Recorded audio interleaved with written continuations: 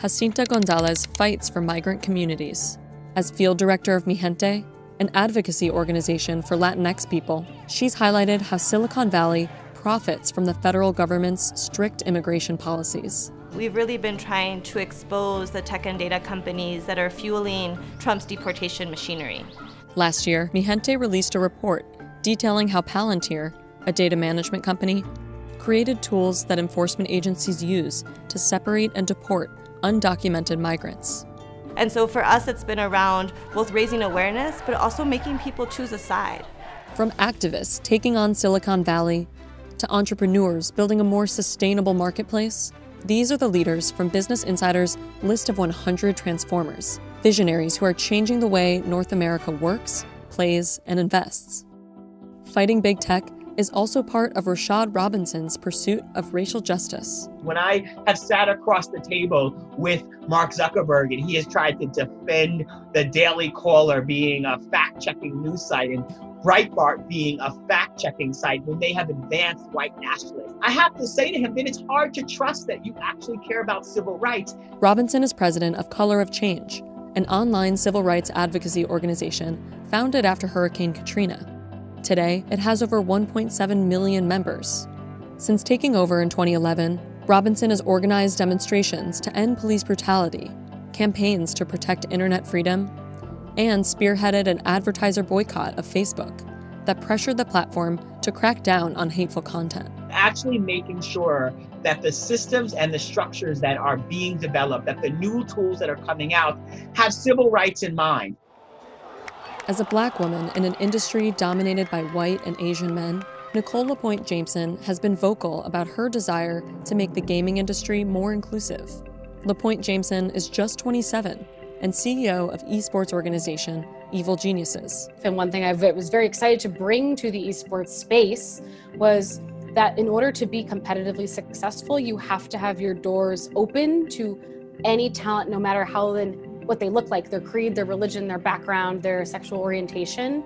And that's not, especially in North America, the perception of gaming or what gamers are. In June, the company removed 2 members involved in inappropriate conduct. So we were very public in some moves, we were very public with our values, and we're very public with our opinions and how we take action on them.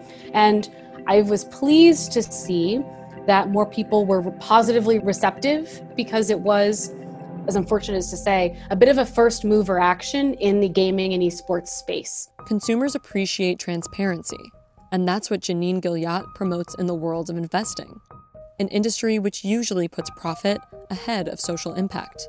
As CEO of the Sustainability Accounting Standards Board, her aim is to put reliable data about environmental, social, and governance criteria into the hands of those in charge of trillions of dollars. Because I'm very interested in systems change and what are the levers of systems change and how do you change the behaviors of very, very large groups of people.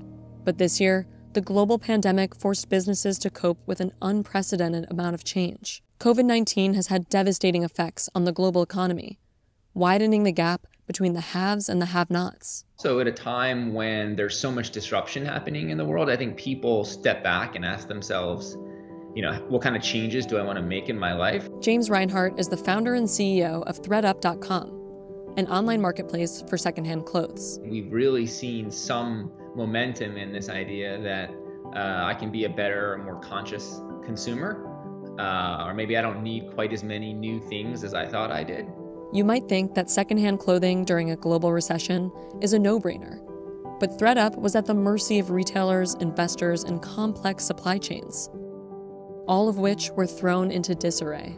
That's something Lapointe Jameson can empathize with. The tongue-in-cheek answer is not hard to get gamers to go back into their house and play video games. Really, the big call to action there for us was to ensure activations where we wanted to do things in person or live, we had to convert digitally. Today, we are so incredibly excited to have Senator For Rashad, lockdown was an opportunity for his organization to use technology to deal with ever-increasing demands. When the pandemic hit, there was a way in which we were sort of uniquely situated to continue to communicate to our members, to continue to listen to them at scale about their needs and demands, to continue to drive action.